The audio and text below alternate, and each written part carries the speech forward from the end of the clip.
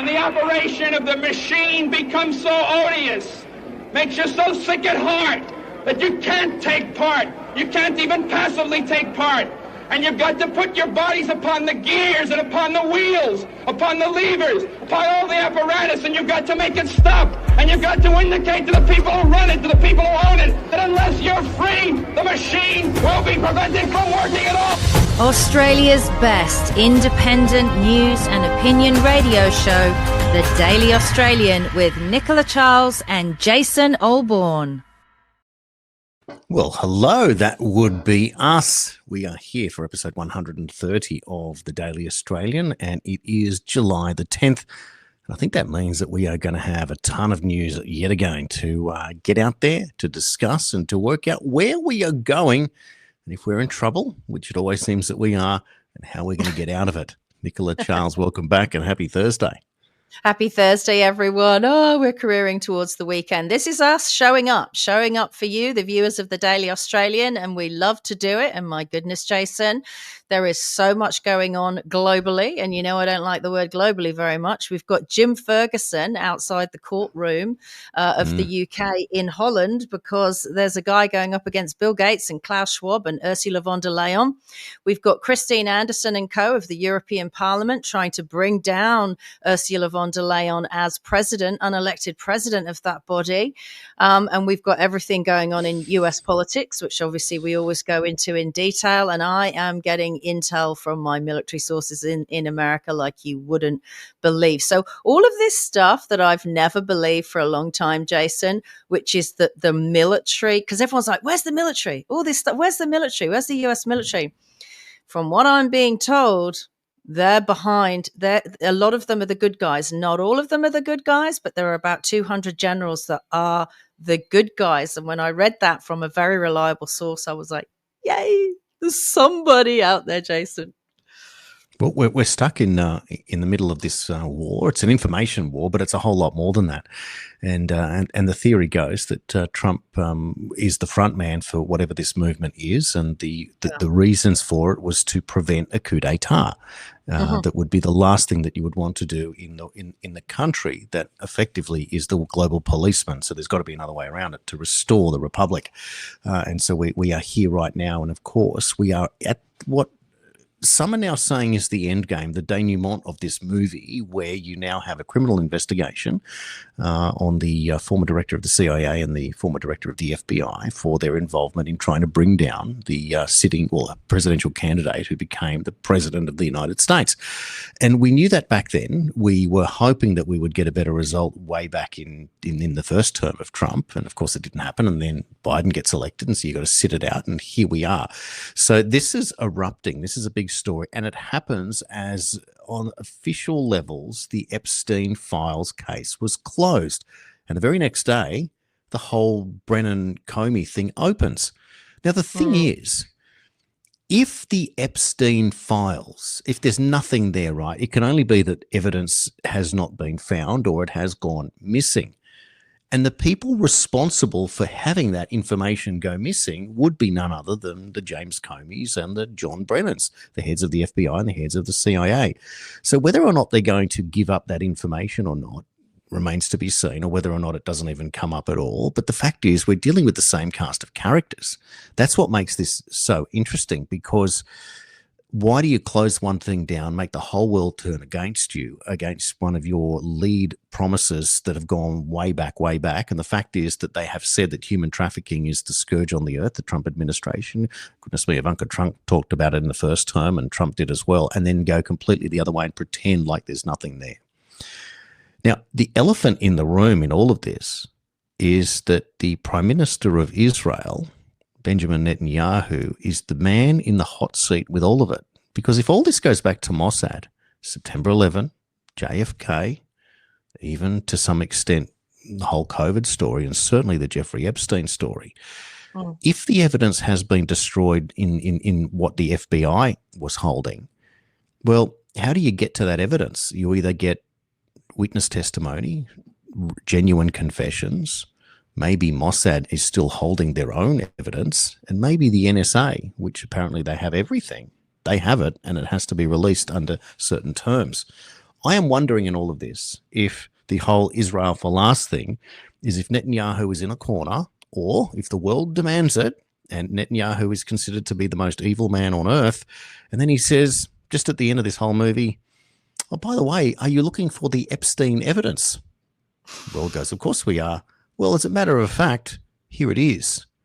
And maybe even one Jeffrey Epstein or his likeness is even wheeled out in witness protection. Could you imagine that story when they said the whole thing was a cover-up? We did go in, we did get him, we did this, we put him away. We knew that the deep state was after him. He is an enemy of the people, and here we are. How does that turn the whole world around at that point? Like, it's, of course, it's fairy tale, but I tell you what, it points to the fact that these people playing for everything, their own lives, their own country, this entire movement, the establishment plan, the resistance plan, all of it is coming together.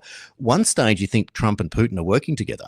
Now there's in Murdoch press today, they're coming out with recordings saying that Trump in the first term threatened that if Putin attacked Ukraine, that he would be forced to bomb Moscow and to bomb Beijing.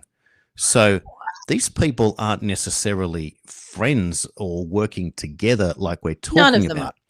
Now, I have a theory. I have a theory, Jason, that Trump doesn't fully trust Netanyahu. I think Netanyahu potentially, not Israel as a country, but Netanyahu is a bit of a dodgy character. Certainly likes his wars and conflicts, doesn't he? I think Trump has a suspicion that he's been playing both sides, right? Why wouldn't he? And I think that's why my intel came to me, that's why Trump went in and used the bunker buster bombs in Iran, was to shut Netanyahu up, to go boom, boom, boom. Okay, there's no nukes now, so stop calling for war with Iran. And there was nothing Netanyahu could do about that because Trump had taken action in 12 days. It's over. It's gone, you know. So that put him back in his box. So that was quite interesting. I think the wise thing, the wise advice, you know, it's the Mulder and Scully advice, right? Trust no one. And I think it would be wise if you're a world leader to take that on board. Well, going along to get along doesn't really get you very far when the people that you're going along with are going down. And that's what makes it so powerful at the moment. So here you have people trying to tell you, and we've got the Russiagate story right now. And I think that this should be it is the biggest story in the world, really. What we might do is we'll cut to this video clip. First of all, let me show you, let's build it up the way that we would expect it to do. So yesterday we announced that John Brennan, CIA director, former, is under investigation, along with James Comey, former FBI director. Let's now hear from Brennan himself, from his own mouth, as we build this story up. Take a look. As you point out, Marco Rubio, who, you know, he's a different person now, quite frankly. I think when he was in the Intelligence Committee, I think he really tried to carry out national security responsibilities in a very appropriate manner, and tried to not just, you know, bring politics into it. Again, I think that SSCI report, the Mueller investigation, the Durham investigation and review, all of this, I think, again, validates what happened in terms of Russian interference, the conclusions of that assessment, that Russia tried to interfere to enhance Donald Trump's prospects in that election, to damage Hillary Clinton, and to undermine the integrity of our election process. Those have really stood up and have been validated and supported by subsequent reviews, very thorough reviews. So again, this is something that I think is made up out of, unfortunately, whole cloth, and they're just trying to see what, you know, they're able to get to stick to the media wall, and how some of these outlets are now taking this, and especially John Ratcliffe's comments that he had on X and the other things, they're so inconsistent with the CIA note. He's making these allegations that just have no evidentiary basis whatsoever. And again, I think it's beneath the dignity of a CIA director to do things like that. Good God. Stage Morning one. Joe's wife looks completely different than I remember her. My goodness. Oh, is that? Oh, I'm not sure. I don't even know if that was what's her name? Isn't it? No, I think it was someone else. Okay. But MSNBC nonetheless. But that's John Brennan, so former CIA director, in complete denial now. Now he's lost his security clearance. He is just a paid pundit, and he just regurgitates the same facts that the news are providing themselves, which makes it interesting again because it shows you how the agency works and how the propaganda Operation Mockingbird program works. Now let's go to Mark Elias. Now I think it's good to just provide a little bit of a background on who he is. He's an American elections attorney for the Democrat Party. He founded Democracy Docket, a website focused on voting rights and election litigation in the United States in 2020.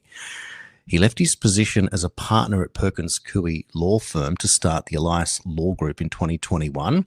And according to the New York Times, Elias has arguably done more than any single person outside the government to shape the Democratic Party and the rules under which all the campaigns and elections in the US are conducted. Elias served as general counsel for the Hillary Clinton 2016 presidential campaign, the John Kerry 2004 presidential campaign, and in 2020 and 2021 on behalf of the Biden campaign and the Democratic National Committee, and he oversaw the state-by-state response to lawsuits filed by the Trump campaign contesting the 2020 presidential election results. So, given that, let's now hear his take on exactly what's going on here with the criminal investigations into Brennan, who we just saw, and of course, we're talking about James Comey. I'm just going to find you the clip. It is right here. Here we go. We predicted, you and I and others, that we were going to get to this moment. And the question is, what do we do? And the question of what we do is multifaceted. The first question is, what do we do? Do we retreat and hide in the corner? So I'm on TV today, not hiding in the corner. I'm not retreating. I'm saying I'm going to stand up and fight, and Donald Trump won't intimidate me by going back to this 2016 stuff. And that's one thing. But the other thing we've talked about is, what do large institutions do? You know, what do civil society groups do? What does the media do? And I am imploring, like, honestly, I'm just imploring the media, do not report this as a legitimate investigation. Do not report this as they're opening a investigation into John Brennan. We will see where it goes. Report this as the misuse, the abuse, the authoritarian takeover of the Department of Justice. That should be the headline. The headline should be, in a misuse and abuse of the power of the executive branch, Donald Trump has asked his Department of Justice to open a bogus investigation into John Brennan. Dog whistle. That was a dog whistle, he said to public groups. They want people to take to the streets to say, you can't do this to us because we're Democrats and we're always in the right. How come you can investigate anyone you like, but you don't like to be investigated? If anyone is being investigated, if you've got nothing to hide, you've got nothing to worry about. So why do they come out fighting like that, Jason? They really think they're above the law, these people, and for a very long time they have been above the law. And not only that, he was giving the order to the mainstream media to not report it, which is what they have done, and which is why we, the independent media, are here exactly for those reasons. So instead of that instruction being given behind closed doors, secret handshakes, wink, wink, nudge, nudge, over a cocktail at an exclusive DC bar, he is out there now screaming it to the audience to not report. And John Brennan, he's telling you exactly there's no evidence. Well, let's now cut to two parts. I'll give you the first part now from Fox News. This is really interesting, where they start to provide analysis for what's going on. Let's have a look at part one here. We'll come back. At the Justice Department, Brennan is under investigation for lying to Congress, saying that he had nothing to do with the Steele dossier. Reports indicate that Brennan's top two CIA officers warned the director it's a conspiracy. But Brennan allegedly pushed hard for them to use the dossier as an argument in their report anyway. Now, as for Comey, reports say that he knew that the probe originally came from the Clinton campaign, and still allegedly used it to both smear and investigate President Trump, a story that the mainstream media ran with for 2 years. Watch this. This cloud about collusion with Russia will hang over him no matter where he stands. It does look like he's listening to Putin more than he is American intelligence. We're about to find out if the new president of our country is going to do what Russia wants. The presidency is effectively a Russian op. The president is a Russian operative. Amazing, right? So White House Press Secretary Caroline Leavitt joined Primetime last night, saying the administration is now ready to prosecute the deep state. Watch this. Both of these disgraceful individuals turned against our Constitution and our country, and I'm sure they did, in fact, lie to Congress, and it's up to the Department of Justice to investigate that and to prosecute them if they did. And what we have seen is corruption at the highest levels against President Trump. The deep state threw everything at him to prevent him from coming back to this big, beautiful White House behind me, and he prevailed. All right. Emily, let me start with you. You go back and you look at the testimony of Brennan, the CIA director, repeatedly saying that he believed that the dossier should be part of the investigation and then shouldn't be part of it, depending on whether he was behind closed doors or in front of them, right? And that is the nexus, it looks like, that John Ratcliffe, the current CIA director, believes could prove that he was lying. He lied to Congress in a closed-door investigation. So where do you see this going? I see there being clearly grounds for an investigation. And I actually see, if I have faith in anyone, it's this administration to see it fully through. Now, we know that Comey, too, downplayed the reliance on the dossier and overstated the cooperation. And then, as you just said, Brennan essentially said, oh, we didn't rely on the dossier at all for that intelligence community assessment. But I was so disheartened as an American to read what has now been declassified in that page-and-a-half footnote, for example, talking about that the good Americans at the CIA and other intelligence apparati that said, look, we have low confidence. There's not corroboration here. This doesn't pass muster. The credibility is poor. And yet to see that there was an insistence on including it in something that became paramount and drove a media vehicle, a public uproar vehicle that drove this narrative that was entirely false. It goes so much beyond politicization. But here legally, obviously, intent is key. Context matters. And precedent is real but rare. So I think, however, that the grounds, should all of these allegations prove to be true with all of these corroborations, which, again, with this declassified information, certainly resoundingly support that, and these guys have a lot to answer for, because it seems like, indeed, they knowingly lied before Congress of exactly their involvement and exactly why and what drove them to include this falsities into something that became such a crux for our political theater. Well, she's not just a pretty girl. To the viewers of this show, she's not just a pretty girl, she's actually a lawyer. So when she's looking at the documents, she knows what she's looking at. But Jason, isn't it incredible that we've got the mainstream media now, Fox News, no doubt, who did let us down in 2020 with those election results. I stopped watching then anyway. But we're just openly talking now about the deep state. Do you remember when that was a conspiracy theory? I think I saw something on Sky News a few weeks ago, and the guy literally sat there and he said, when is a conspiracy theory not a conspiracy theory? When it's the truth. And it blew me away, because everything's changing. We were right about everything. Yeah, absolutely. Now, I don't know, before I go to the second part, I don't know if people can remember who it was that delivered the Steele dossier to the FBI. So we'll just park that for a moment. All right, it's a very important piece of the puzzle. Take a look at this. John McCain described how he received the Steele dossier that contains the most salacious allegations about Trump and Russia. Yeah. From that article, McCain wrote that it all seemed too strange a scenario to believe at first, but felt even a remote risk that President of the United States might be vulnerable to Russian extortion had to be investigated. And his buddy Lindsey Graham encouraged McCain to turn the Trump-Russia dossier over to the FBI. John McCain, a Republican. Can you believe that? Does that define the deep state? Does that define that? Correct. Yeah, so does that define the deep state working on both sides of the fence? That's why Clinton was behind this. Hillary Clinton, she is a gangster. Hillary Clinton is a dead set gangster. She's a mafia boss. She heads a criminal cartel. She believes she's above the law. She operates as if she's above the law. She's obviously connected with some very important people. Her daughter's married into the Soros family. Hillary Clinton is a clear and present danger to democracy in the United States of America, and she tried to get elected as president. Correct.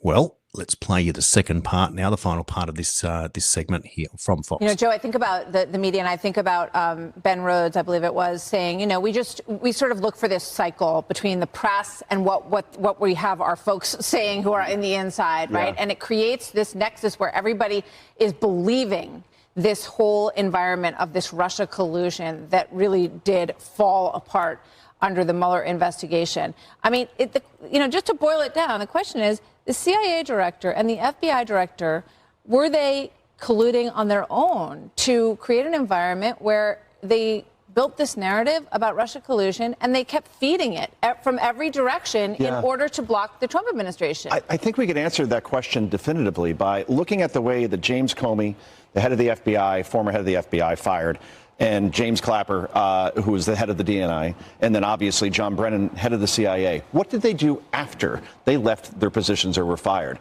Let's see. We had Brennan went to MSNBC, where you literally can't tell the difference between him and Rachel Maddow in terms of his analysis. Clapper is signed by CNN. Same reason. How much anti-Trump stuff can you give us on Russia as possible? James Comey wrote 2 anti-Trump books, got a Showtime series in his honor, and then he's playing with seashells on the beach, calling for the elimination of the president. So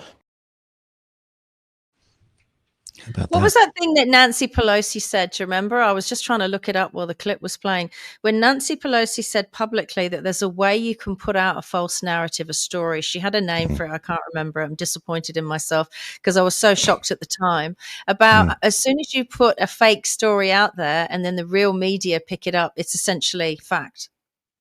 Yes, that's right. And through that circular processing that one verifies and backs up the other, that acts as the verification when in fact it's not. It's the duplication or the amplification of the original message. And she explained it beautifully. Yeah, literally how it works there. Now, the difference is that you've now got the administration with a mainstream news player reporting direct facts and showing what's coming up here. So if you're James Clapper, if you're John Brennan or James Comey or Peter Strzok or Andrew McCabe or Lisa Page, these people, all these names are coming back up again. Now, this also goes back to the only conviction ever in this entire thing was Kevin Clinesmith, the FBI lawyer who doctored a document to say that Carter Page was not known to the CIA, implying that he was Russian and influenced, when in fact he was known to the CIA and it was technically a CIA plant.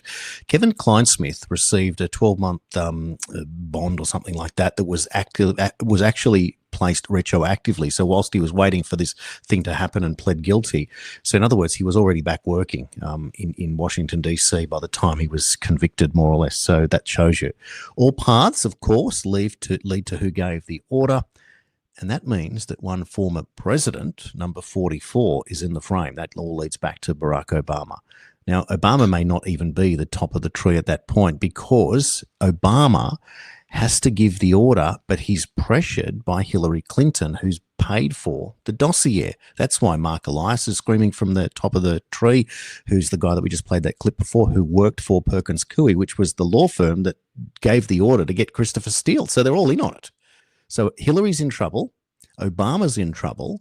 All these guys are in trouble. Teflon, Jason. Hillary Clinton put that Steele dossier together. And she's Teflon. She gets away with it. She's America's Dan Andrews.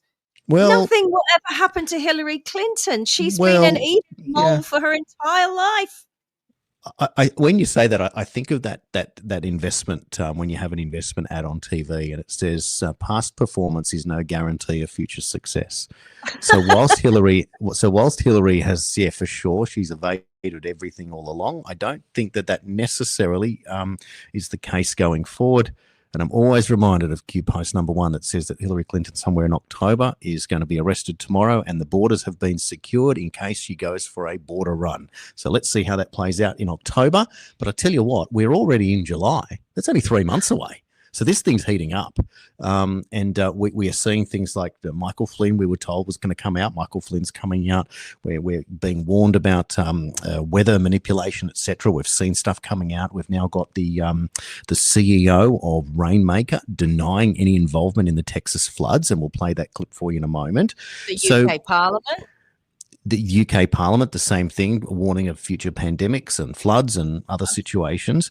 So we are what must be now in the end game. And the thing that I want to point out now more than ever is that as much as we are going to share our opinions, we have to present the facts as they are, and some of them are uncomfortable.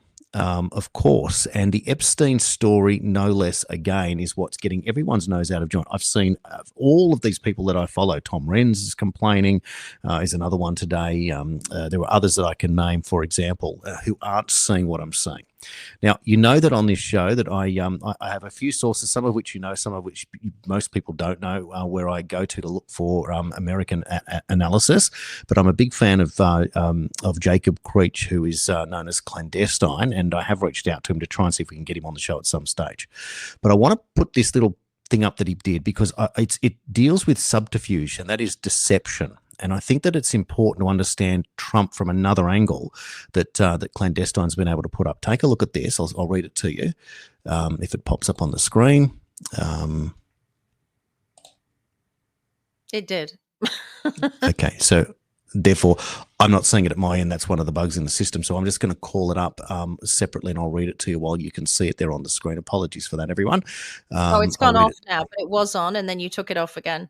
Okay, so I'll try it one more time.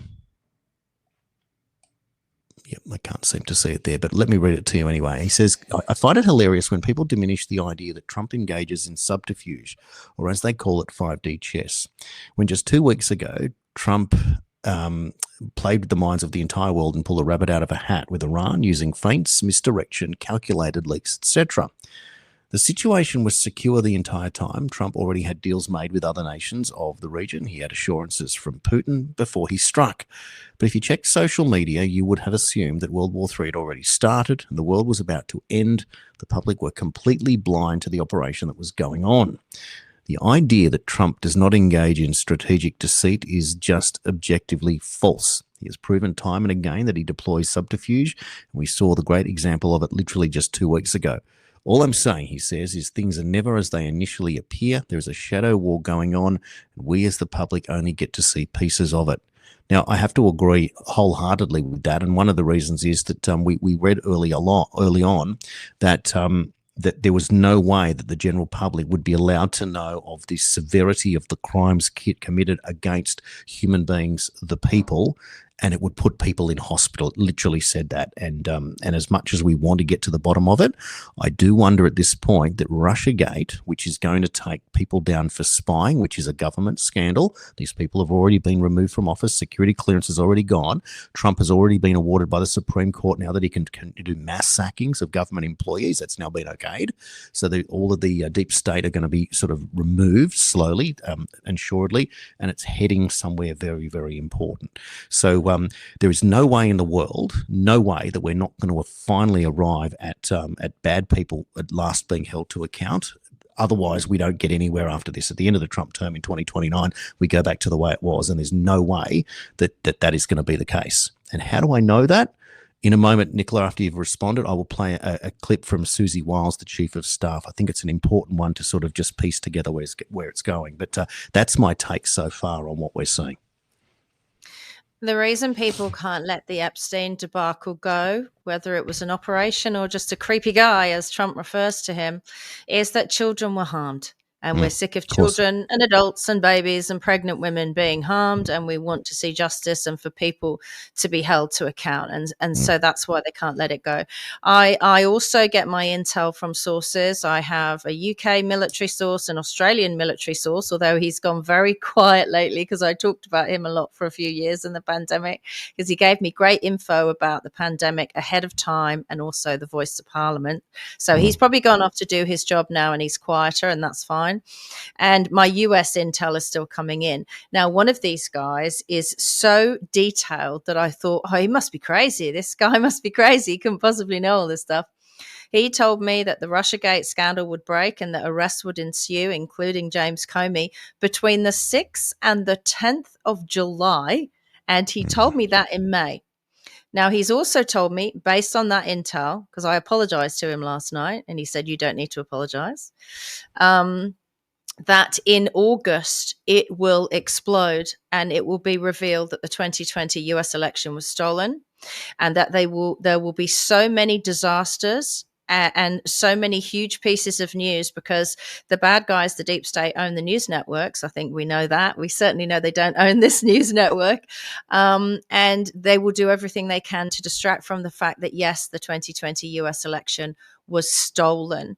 And this person is also predicting, mass flooding, which ties into the clip we showed yesterday from the UK Parliament, where despite having the Thames flood barrier, which is huge, and London is very low lying at sea level, that they're spending over 4 billion on flood protection. And of course, Australians cannot get certain flood insurance in certain areas. So they are planning on hitting us. He who controls the weather controls the world, Jason. And we now know for actual fact that they can control the weather. Absolutely. Now, if what's going to come out in August in terms of the election, I'll just say, goodness me, I'm pleased there that I've got that interview in the can with John Eastman on another platform. I tell you what, and it was just mind blowing, but more so about confirming where we are as people following along. The confirmation being that it is a war between globalists and nationalists. It is a deep state that we are fighting against. So all of those things that you already know. But when the number one constitutional lawyer in the United States, working for President Trump, himself indicted for conspiracy to overturn an election, is telling you this stuff and is happy to fight it. And I said, John, knowing everything that you know now, would you change anything? And he goes, nothing. I would do it all over again. Well, that tells me we are dealing with the most honest man in the game at that point, a professor of jurisprudence standing up in that case. So that supports what you've just said. It also tells you that, goodness me, we here at the Daily Australian are at the cutting edge of certainly Australian news as it pertains to around the world. We are holding a considerable position now because of the people that we're able to speak to and receive information from and present it from an Australian perspective. I would hazard a guess there isn't another Australian show that's doing this. I don't think James Morrow on Sky News on the US Report is where we are on this. Just saying, guys, let me know if you're this far and you're watching, if we are doing a good enough job for you there. But I have to say, kudos to the Daily Australian on that one. Let me play you the Susie Wiles clip. It's only short. Then I want to go to this fellow. His name is Augusto Dorico from Rainmaker. I think it's important that we play that clip, and it's not necessarily an admission of guilt, but we need to understand more. But the main thing on that one, when we get to it, is the fact that we are talking about it now. Very, very powerful scenario. Let's first go to Susie Wiles on who President Trump is. Why do you think Donald Trump has got such a will to succeed? I mean, he's got so much money. He doesn't have to do this, as you say. And he wasn't born poor. He didn't have anything to escape from. He cares he is truly a patriot and cares so deeply about this country. And that's not something that he came to in 2016. It's always been there. I didn't know his dad or his early life, but I have to believe that it comes from there. And this country's given him everything, and he believes this is his chance to begin to give back. And I think he's right.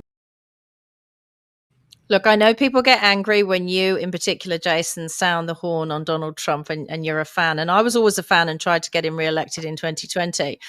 But there's so much evidence, right?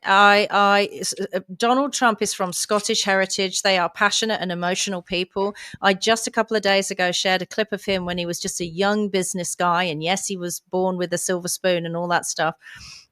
But what he was doing is he was trying to turf out billionaires in rent-controlled apartments, and he called them flats, like a Londoner, in New York, because there were all these homeless people, and he was trying to get the homeless people in there. And that was 30, 40 years before the guy became president. So there's something about him that has heart, right? He feels things, he has emotions. And I can tell you now, someone like Hillary Clinton doesn't.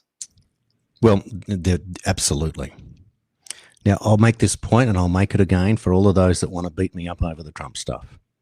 John Eastman said to me yesterday, he says, the difference is the reason why the Americans rejected the king was because they didn't want to be ruled. That was the line in the sand. And they said, we will self-govern, thanks. That's the American Constitution as it is set up.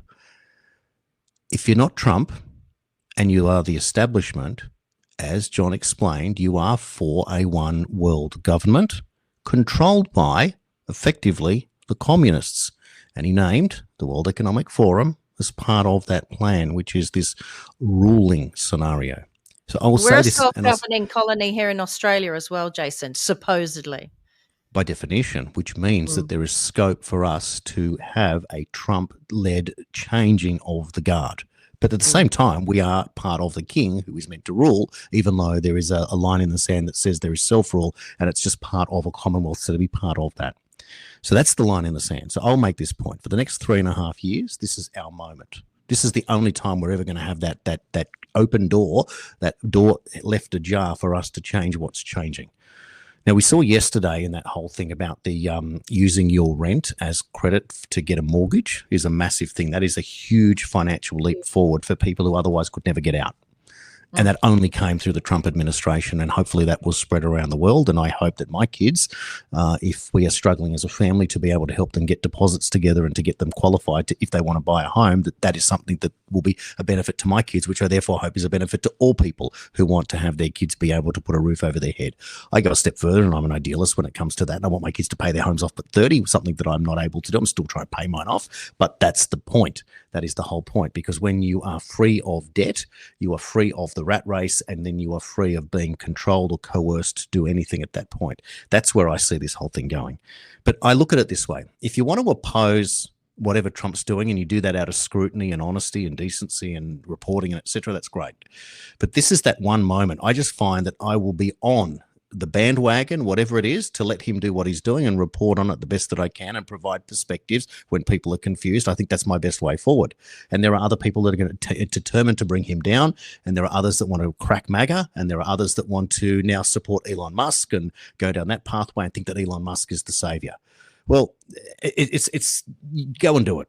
I'm going one way on this, reporting the news in real time, and I see that this is the best chance forward and has been all along, and that's where I stand on the situation. Go after me, Black Pill me, do whatever you want, but this is the best moment in history, and right now that we have got them on the ropes, and that's where it is. I just don't get the Elon Musk thing at the moment. It is a plot more to bring Democrats across and frustrated MAGAs, but it's not just we to love say anymore. X, It's a weird Elon. triangle. Yeah. And maybe you can stop suppressing what I put out there, because that'd be really helpful. Both so that's of the us. point.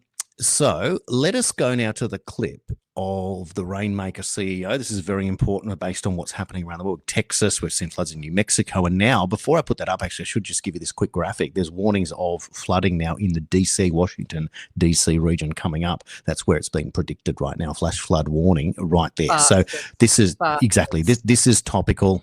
It's very important that we play it. Here he is, the Rainmaker. Let's have a look. The question is whether or not Rainmaker, cloud seeding on July 2nd, contributed to storms that occurred on July 4th. Did it enhance? Did it intensify what we saw some 36 to 48 hours later? Unequivocally, our cloud seeding operations on July 2nd did not impact the flooding that occurred later. And that said, my heart and prayers are still with all of the people of Texas and all the families that have been affected. It was a tragedy.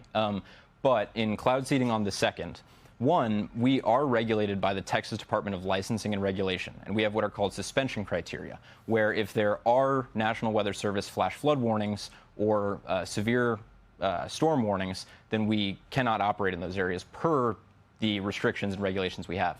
Our meteorologists actually proactively suspended operations a day before the National Weather Service issued a flash flood warning. So we were ahead of the curve there, and then even so, the precipitation that we induced, right? Like the very best operations can produce tens of millions of gallons of precipitation over hundreds of square miles. That is de minimis relative to the remnants of the tropical storm that came in and dumped trillions of gallons of precipitation. So you were able to produce, in short, something like this much rain, less than a centimeter of rain, and the flood itself, the storms themselves, it filled up a 20-foot pond, an Olympic-sized pool, 20 inches of rain. Mm-hmm. And so your argument is, if anything, we contributed the tiniest bit. I want to end with one somewhat scientific but skeptical question that I think you're ready to answer. I've listened to hours and hours of your content and read about Rainmaker. And the question is the silver iodide that you put into the atmosphere localized to one cloud capable of remaining in the air? And as a new storm system moves in, supercharging that storm system. Could that have happened in Texas? So supercharging, no, absolutely not. Remaining in the atmosphere, no, not that either. When you seed the clouds themselves, when you disperse the silver iodide into it, and then it precipitates, that aerosol, that particulate precipitates down and out within the course of hours. Now, if you were to just disperse aerosol into open air, then it could persist longer. But one, we were seeding clouds rather than dispersing it just in the open atmosphere. And two, any amount that would have remained in the ensuing days and hours from our operation would have been so radically diffuse that it would have been lower in concentration than just the background dust. So it either produces rain within an hour or two, or it dissipates within, I've heard you say something like 12 to 20 hours, meaning some 36 to 48 hours once the storm moves into Texas, your silver iodide would no longer be part of the equation? No, not at all. All right. Bullshit. And I'll tell you why. I interviewed on my podcast Dane Wigington, and he is an expert on weather modification, a dead set world's number one expert. So he's saying, the day before they said it was going to get heavy, so they preceded it and they told us not to do it. The way cloud seeding works is there has to already be a storm. You can't create a storm out of thin air, sunny, blue sky, and no clouds. So there's already a storm, and then they decide to go in and make it worse. And they really don't have any knowledge on how much worse they can make that. And I don't know if you heard him say, we are capable of dumping tens of millions of gallons of water. Now, if you think of weather in its capacity of being used as a weapon, that means whoever is funding, God forbid, this young guy, I can't see him getting the funding on his own. He looks like 12. Whoever is funding and controlling these weather modification businesses can control a lot of the narrative, like it almost like a Winston Churchill in the moment. I mean, here in Australia, we've got australianrain.com.au. Look it up, australianrain.com.au. That is owned by Matt Handbury, and Matt Handbury is the nephew of Rupert Murdoch. And Rupert Murdoch funded australianrain.com.au. So while Rupert Murdoch in his Murdoch Media tells you that the climate catastrophe is coming, he is at the same time funding his nephew to make it rain. Well done, Rupert. It's unreal, isn't it? That you have the denial and playing again both sides of the fence, but it's no longer denied, and that there is the point. That's it's a big deal that at least it's now on the menu. And if we get to a situation in August that's what we're going to face, one would be well served to heed those warnings, wouldn't you? And make sure that your insurance cover is up to date, etc. Jason, I just want to mention. I want to mention one thing for our viewers as well, because of course we get our intel. Of course, we have our hunches and our instincts. We are essentially citizen police officers, right? We have a suspicion of crime that has gone on globally, politically, morally, and we are investigating it. And that's the best we can do. And we can bring our knowledge and people we've spoken to and everything to you. But there is an awful lot of what's branded as news out there. That is actually very much behaving like clickbait. You know, I could sit here with, Cindy Crawford hair and sexy clothing, and I could try and make it like clickbait, like the mainstream media news. We don't do that, but there is a particular news article floating around that's got 250,000 shares on it, saying that Bill Gates funded one of these companies over Texas that was making it rain. Now, I've researched that, and I can't find any evidence of that. I can find the names of the people who do own it, and there doesn't seem to be historic funding by Bill Gates. But this is the problem. Bill Gates is guilty of plenty. He's in court in Holland, today for the harms he's done, in healthcare. But I just think it's really important that people realize that there are some out there that are abusing them, because if you click, they earn money off their social media. So just be very careful. Yeah, look, also backing that up there, doing a grok just to test it to see, and it also said that there's no connection with the Gates funding there of any weather modification in that regard. So it's important. Now, the question is, why do certain news people share information that you can debunk or prove wrong amongst information that you can prove right. That's the real problem. So in other words, clicks. But is it click or is it something else? Is it a case that it's also could be manufactured in itself to then debunk the whole article, to debunk the whole news source, to therefore to discredit everything about this particular individual that's sharing this news? And the reason I bring that up is that is exactly what they did to John Eastman, this professor of jurisprudence. They want to discredit him so that you'll never look at anything that he's ever done. And he talks about that in the film about him. That's the point. So this is the point. So again, with these news services, you've got to get your facts 100% accurate before you go out there and have something that's easily proven wrong, because all it does is it waters it down and makes it not work. Now, another case in point, therefore, if we're going down this pathway, is this document. I'll put that up on screen there. This comes from Stu Peters that says a couple of hours ago, this puts Trump's recent cover-up of Jeffrey Epstein in a whole new light, linked to a full court document below where he's showing you court documents where Jane Doe is accusing Donald Trump and Jeffrey Epstein of sexual misconduct, criminal sexual acts, sexual abuse, forcible touching, assault, battery, intentional and reckless infliction of emotional distress, duress, false imprisonment, and defamation. I can never understand how Jane Doe can sue for defamation, but anyway, there it is. That doesn't quite make sense, right? No one knows who you are. Now, that was court documents from 2015 or 16. That's how long ago that was. Newsweek, which is an establishment organization, they debunked that last year, even though it had been debunked many times before.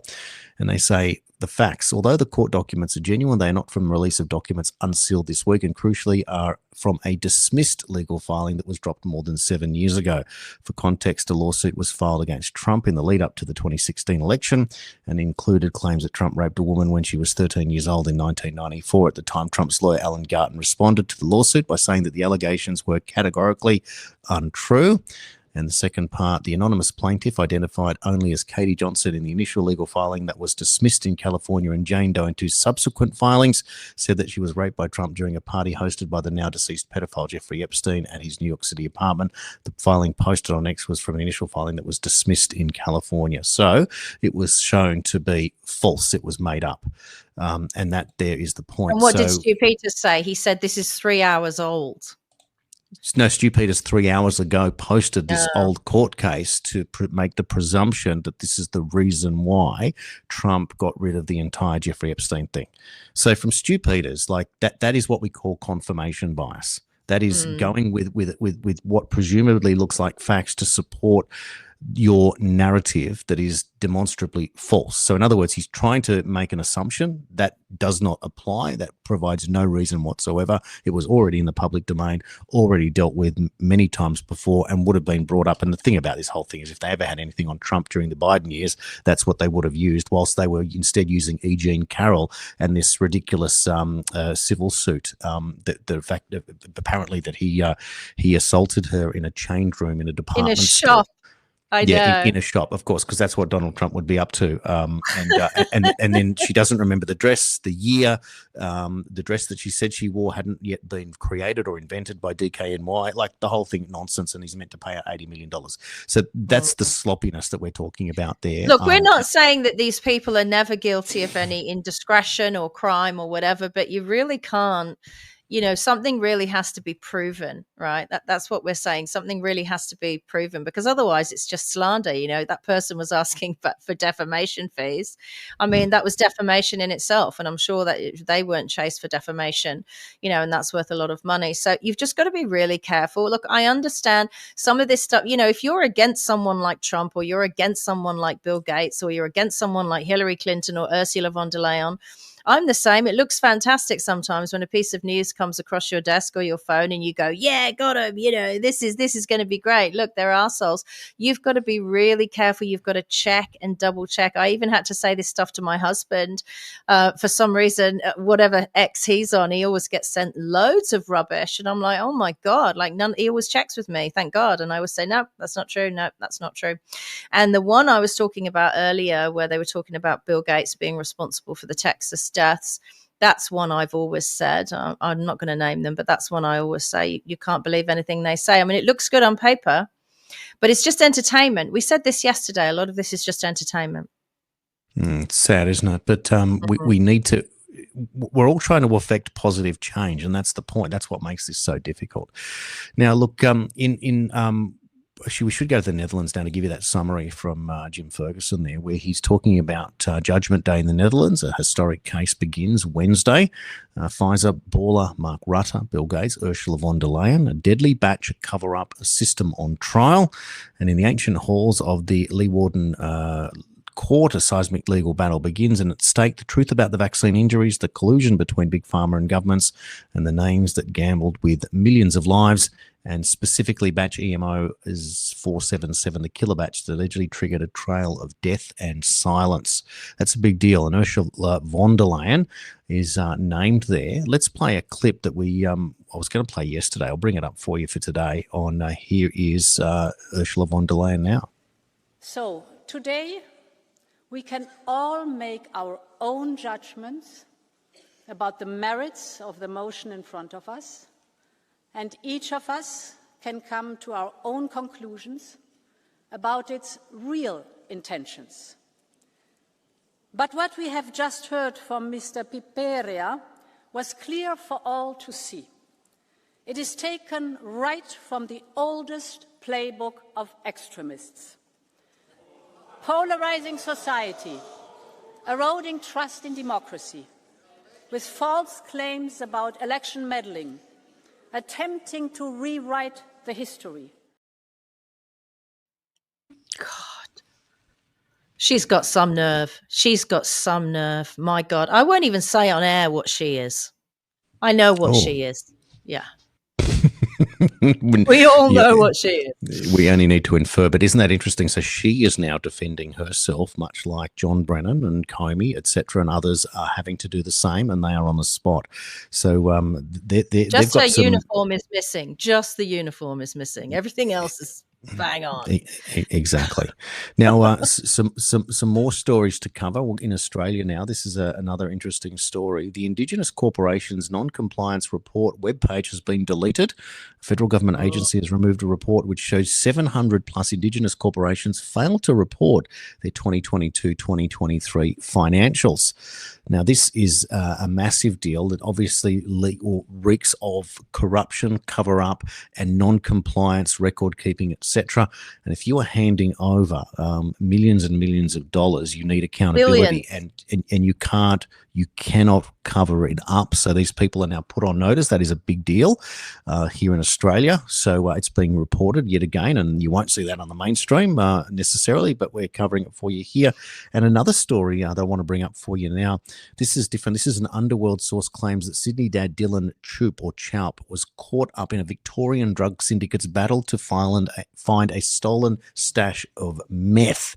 Now, that is an interesting story because we know about all the drugs dealing, etc., that's happening, and various people going missing, and we've covered them previously on this show. I'll show you. Sorry, Nicola, I got you at the wrong moment there. We're a hotbed of crime here in Victoria. Absolutely. Let me play just a little bit of a clip that should be able to talk over. This is just to show you this particular fellow at the last moment seen alive on videotape. Have a look at this. Wow. So that's the person that's come up to this Dylan Chaup. We'll see the clip in a moment. So he's walking down the street, as you can see. The fellow on the left is now more missing, found dead. Oh, no. Oh, good God. Oh, that person on the left looks like a child. So he's was a young father who's left behind a young child and a wife there. But this is front page news in Murdoch Media today. So this is this underworld battle going on. Obviously, things are being stolen, etc. in the underworld, but a war going on nonetheless. So that story will obviously develop as we go on. So that's an well, we interesting don't one. have any police here in Victoria, so good luck to you all. You know, we don't have any police, and yet the police are saying to the mainstream broadsheet newspapers, as well as telling them not to to associate with myself because I'm a conspiracy theorist, they're also saying to former police officers that you shouldn't be training the general public in defensive or offensive measures against crime just because it takes an hour for a police car to turn up. I mean, what are people supposed to do in Australia? We are overrun. It's only for the sheer fact that I've got, killer dogs that I feel safe. And they're not killer if you're brought into the house with me. But if they're asleep at night and you come onto the property, then good luck to you, quite frankly. Good luck to you. But what else are people supposed to do? There are some people with no dogs, no pets, no alarm system. They're on the ground level. Even usually people in good areas. There's that unfortunately named nice beach area in Bayside called Blackrock. Yeah, they're rethinking that one. You might want to rename yourself. But they've had terrible, terrible crime with people coming over 6-foot-high walls and breaking in because they've got artwork and money and high-value items.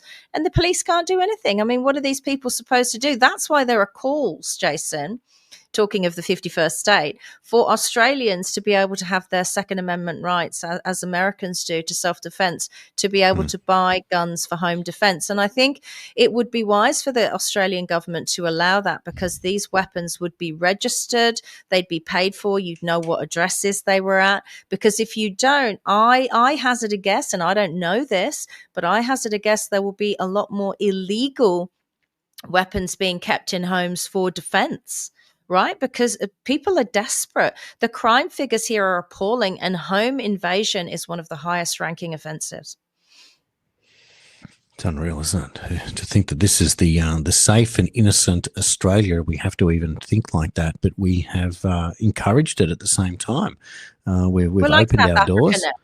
We're like South Africa. People in South Africa, my friends in South Africa, they have loads of guns because they're allowed to, but they have at least 6 Rottweilers. That's how they have to live. Barbed wire fences and 6 Rottweilers. And it's becoming like that in Australia.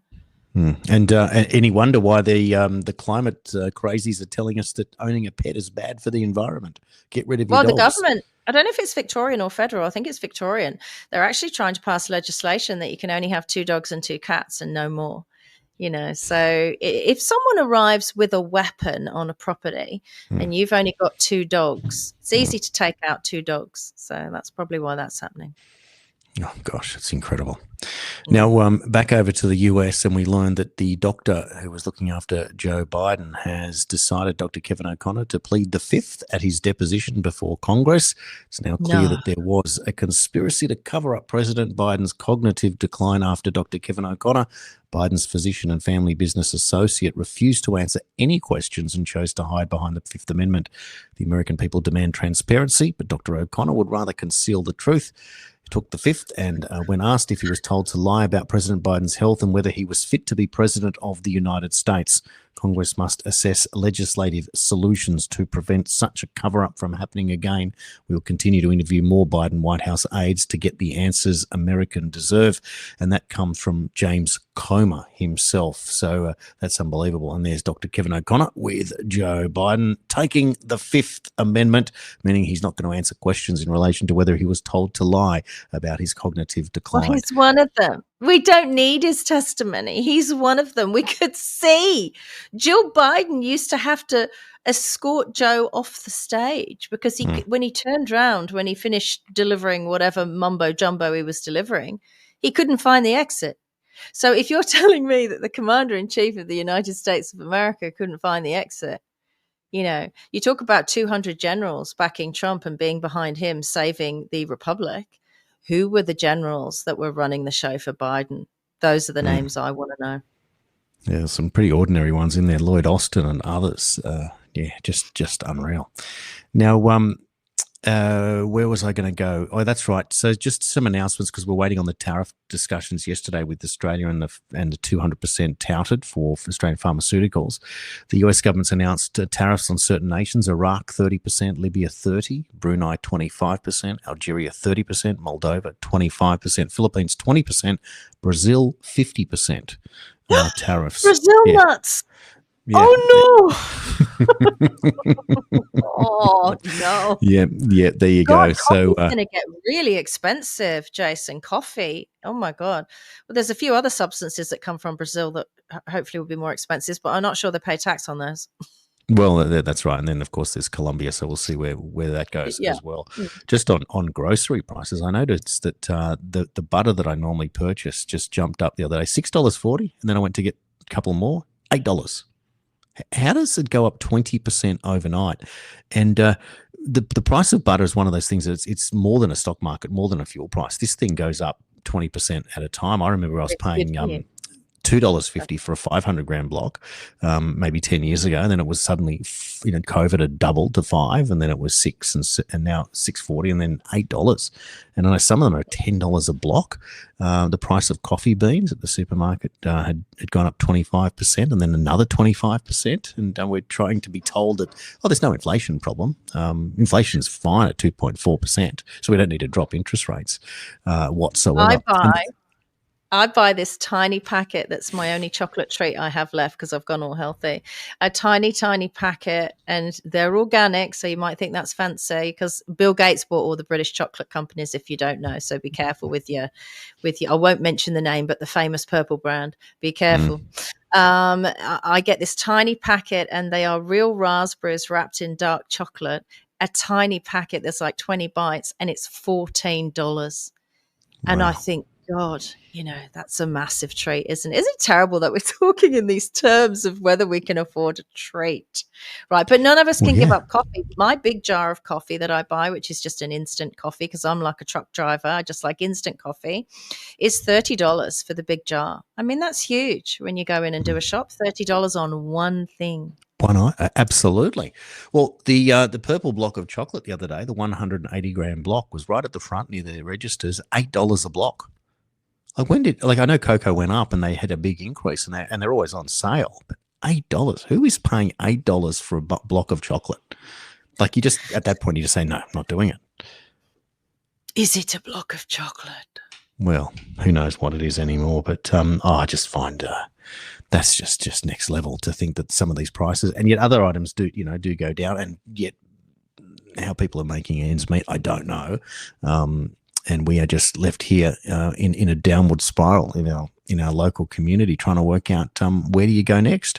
All of a sudden, eggs were difficult to get, butter's expensive. Yep. Fruit and veg quality diminishes sort of year on year. They last less and less.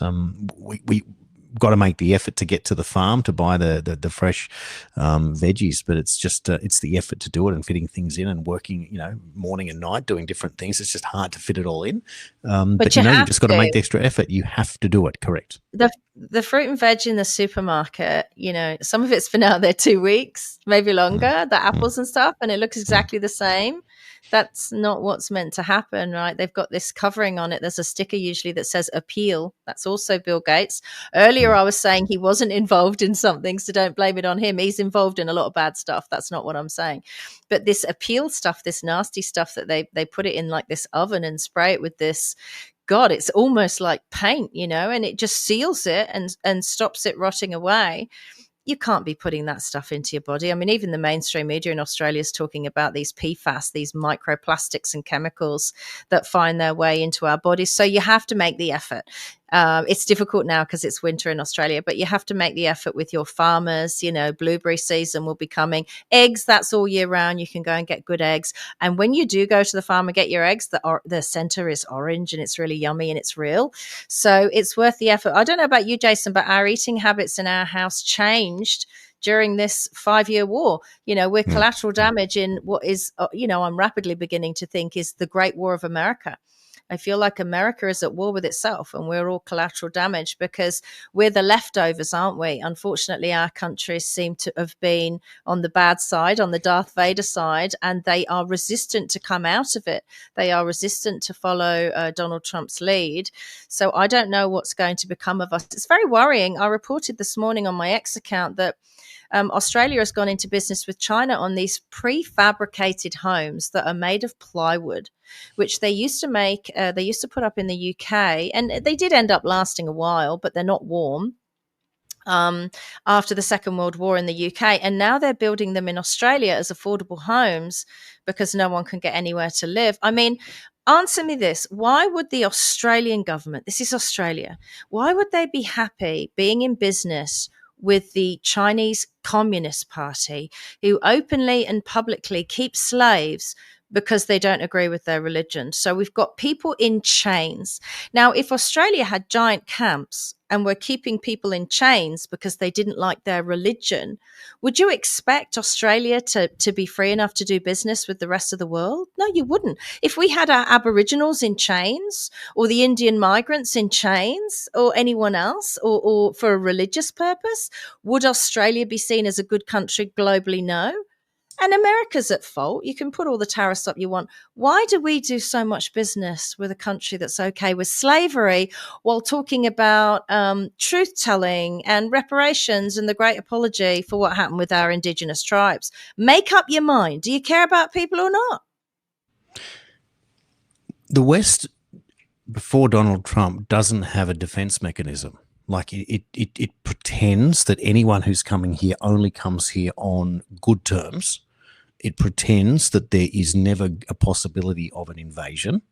It pretends that everyone who comes here is going to add value and benefit, and the benefits of multiculturalism, etc. It can never be criticised, right? And yet here we are pointing out fault every single day. And it's only the Trump administration that stands up and says, no, we are defending now. We are closing the border. We are sending people away. We're sending people back to where they came from, and we are fighting on all these different grounds. But here in Australia, we pretend that everything's okay. We saw a video yesterday of literally hundreds, if not thousands, of Muslim men surrounding a church in Victoria, a cathedral. Now, what is that but an intimidation, but an attempt perhaps to establish a caliphate here in Australia of a Muslim organisation, community, etc., to live. Technically, this is like a pre-getting into power and Sharia law, etc. But this is the process. This is what happened pre the 20th century in the Middle East. It was a caliphate, people just living there under a separate set of rules of organisation. There was no state as such. You think your freedom of speech? You think your freedom of speech is bad now, right? With your safety commissioner. You watch what's going to happen. You know, even if you're suspected of theft, they chop off your hands. You want that? And then if they find out afterwards, oh, shit, they didn't do it. Sorry about the hand. It went in the bin. Yeah, that's right. That's right. We can't sew it back on, so you'll just have to live with it.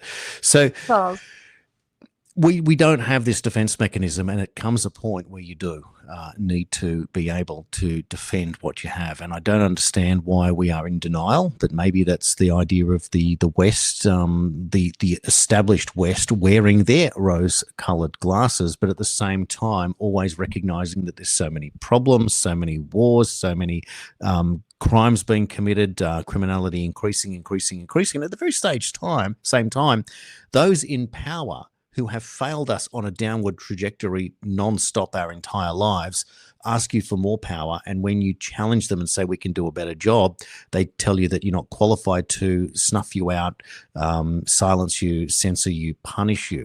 And all we're saying, like I said earlier in the show, is we don't want to be ruled. We would like to self-govern. Thank you very much. And that's the point. And whether that means one day we have to form a section in northern New South Wales and secede from Australia to create something, well, maybe we've got to look at that. But that's just an extreme case of where you have to go. But that's the point. It just comes down to self-governing because you failed at your job. That's it.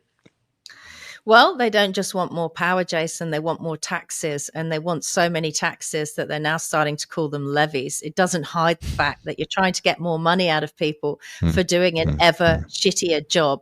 But as long as you are here and until you are tried for your crimes, we will keep talking about you on the Daily Australian. Thanks for checking in with myself, Nicola Charles, and Jason Olbourne. Have a great Thursday. We will do this all over again tomorrow.